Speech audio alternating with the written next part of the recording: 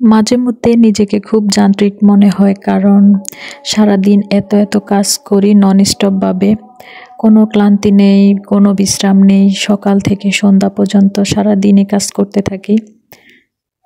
যখন কাজ করি তখন তো খুব ভালোই লাগে, আর যখন একটু বিশ্রাম নিব তখনই কিন্তু শরীরের নানা সমস্যা শুরু হয়ে যায়। তো যারা আসলে কাজ পাগল তাদের মনে হয় এমনই যে কাজ করতে গেলে কোনো সমস্যা নেই, কিন্তু যখন একটু বসবো বা একটু রেস্ট নিব তখনই কিন্তু ব্যথা বেদনা শুরু হয়ে যায়। আসসালামু আলাইকুম সবাইকে, কেমন আছেন সবাই? আশা করি সবাই ভালো আছেন, সুস্থ আছেন। আমরাও আলহামদুলিল্লাহ ভালো আছি। সবাইকে শুভ সকাল জানিয়ে শুরু করছি আমার আজকের ব্লগ। আশা করি সবার কাছে একটু হলেও ভালো লাগবে।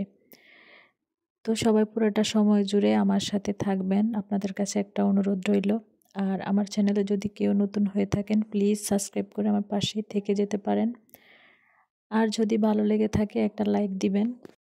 ভিডিওটা একেবারেই সকাল থেকে শুরু করেছি, তো অফ ক্যামেরায় কিন্তু ঘর ঝাড়ু দিয়েছি, তারপর বিছানা গোছালাম, এদিক দিয়ে নাস্তা বসালাম।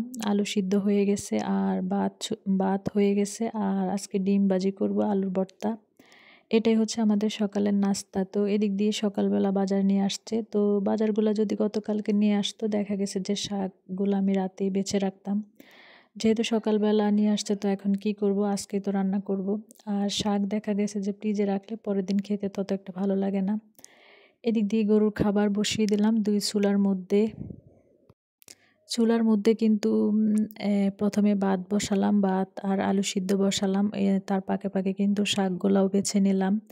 ধনিয়া পাতা নিয়ে আসছিল, ওইগুলাও আর কি বেছে নিলাম। আর এদিক দিয়ে নাস্তা বানানোর পরে হচ্ছে গরুর খাবার বসিয়ে দিলাম। তো অন্যদিন হচ্ছে আগে গরুর খাবার বসাই, তো আজকে একটু আর কি উল্টা হয়ে গেল। তো আগে নাস্তাটাই বানিয়ে নিচ্ছি, যেহেতু আজকে আর কি হাজব্যান্ড বাসায় আছে, উনি আজকে বাহিরে যায় নাই। তো ওনার আবার একটু তাড়াতাড়ি খিদে লেগে যায়, সেই জন্য আগে নাস্তাটাই আর কি বানিয়ে নিলাম। তো শীতের দিন সকালবেলা দেখা গেছে যে আলু ভর্তাটা কিন্তু খেতে খারাপ লাগে না, ভালোই লাগে। তো আলু ভর্তা আর ডিম আর কি ভেজে নিলাম, 2টা ডিম। এদিক দিয়ে খামারে একটু গিয়েছিলাম, গোয়ালে দুধ নিয়ে গেছে, আর চা বানানোর জন্য আর কি একটু দুধ নিয়ে আসছি। তো প্রতিদিনই কিন্তু আধা কেজি করে আর কি দুধ দিয়ে যায় সকালবেলা চা খাওয়ার জন্য। তো আজকে একটু কম হয়ে গেল, সেজন্য একটু পানি দিয়ে দিলাম। এক চুলায় চা বসিয়ে দিলাম, তারপর অফ ক্যামেরা তো চা বানিয়ে নিলাম। তো এই একটা সকালবেলার সময়, চা খাওয়ার সময়, তখন যত কাজই থাকুক না কেন আমি কিন্তু উঠি না, রিল্যাক্সে বসে হয়তো 5 মিনিট বা কোনো দিন 10 মিনিট বসে আর কি চাটা খাই, একটু মোবাইল ঘাটাঘাটি করি, এই আর কি। তো এই সময়টা একটু আর কি বসে থাকি। তো এদিক দিয়ে কিন্তু অফ ক্যামেরায় আমি সবগুলা শাক আর কি বেছে নিয়েছি। তো সকালবেলা যেহেতু আমার শাশুড়ি আর কি শুয়ে আছে, সেজন্য আর কি আজকে ওনাকে ডাক দিলাম না। তা না হলে আমার ঘরে যদি বাজার নিয়ে আসে শাক, ধনিয়া পাতা, কাঁচামরিচ যদি হয়, এগুলো কিন্তু আমার শাশুড়ি আর কি বেছে দেয়। তো ওনাকে আর সকালবেলা ডিস্টার্ব করলাম না। তো এদিক দিয়ে কিন্তু আমি শাকগুলো বেছে নিয়েছি, আর মূলা দিয়ে আজকে পুঁটি শুটকি দিয়ে আর কি রান্না করব। আর আগেই কিন্তু মাছগুলো ভিজিয়ে রেখেছিলাম, যে মাছগুলো আর কি দুপুরে রান্না করব, এগুলো কিন্তু যখন নাস্তা বানাচ্ছি তখনই কিন্তু ভিজিয়ে রেখেছি।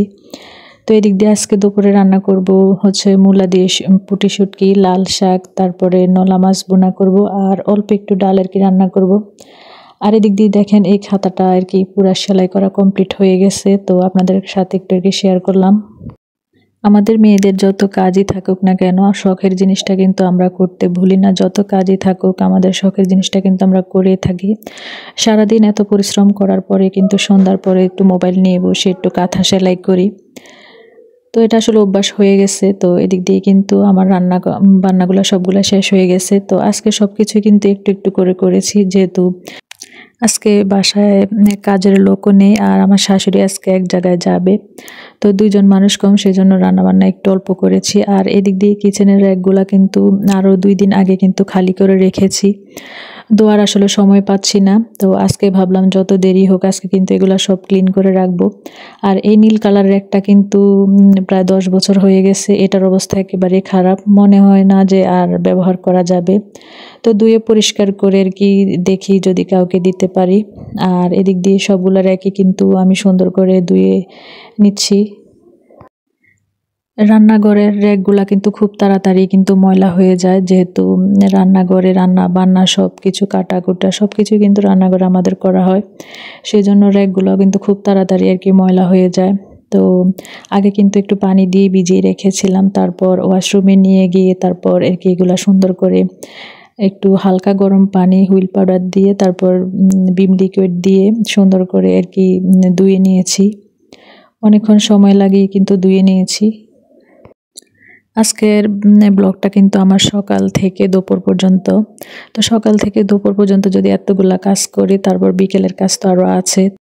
আমার শাশুড়িকে আমি মাঝে মধ্যে বলি যে, মা, অনেকেই দেখি যে উঠানের মধ্যে ৩-৪ জন মিলে একসাথে গল্প করে আড্ডা দেয় আর কি। তো আমি কিন্তু আসলে এই জিনিসটা পারি না। তো আমার মনে হয় যতক্ষণে ওইখানে আড্ডা মারবো ততক্ষণ আমার একটা কাজ হয়ে যাবে। আর আমার কাছে যে কেউ যদি গল্প করতে আসেও, তো আমি কিন্তু মুখ দিয়ে কথা বলি আর হাত দিয়ে কিন্তু কাজ করি। তো মাঝে মধ্যে বলি যে ওনারা কিভাবে কথা বলে কাজ রেখে, তো জানি না কার কেমন কাজ। আমার কিন্তু সারাদিনই কাজ থাকে, আর আমার কাছে মনে হয় যারা কাজ করে তাদের সারাদিনই কাজ থাকে, আর যারা করে না তাদের তো থাকেই না, আমার এমন মনে হয়। এদিক দিয়ে আমি র্যাকগুলা খুব সুন্দর করে আর কি ধুয়ে রেখেছি, আর নীল র্যাকটা আর কি ভিজিয়ে রেখেছি। ওইটা আজকে মনে হয় না যে পরিষ্কার হবে, ওইটা আর কি আগামীকাল ধুয়ে নেব। তো সবার কাছে আবারও অনুরোধ করছি, প্লিজ সবাই একটা লাইক দিয়ে দিবেন।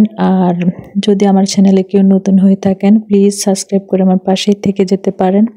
তো এটা হচ্ছে সন্ধ্যার পরে আর কি চা নাস্তা খাওয়ার পরে একটু বেল ভর্তা বানিয়ে খেলাম, 2টা মরিচ পুড়ে। এই কদবেল মাখার সাথে কিন্তু মরিচটা পুড়ে দিলে আর কি একটু খেতে বেশি ভালো লাগে। তো সবাই ভালো থাকবেন, সুস্থ থাকবেন। আজকে পর্যন্তই, আল্লাহ হাফেজ।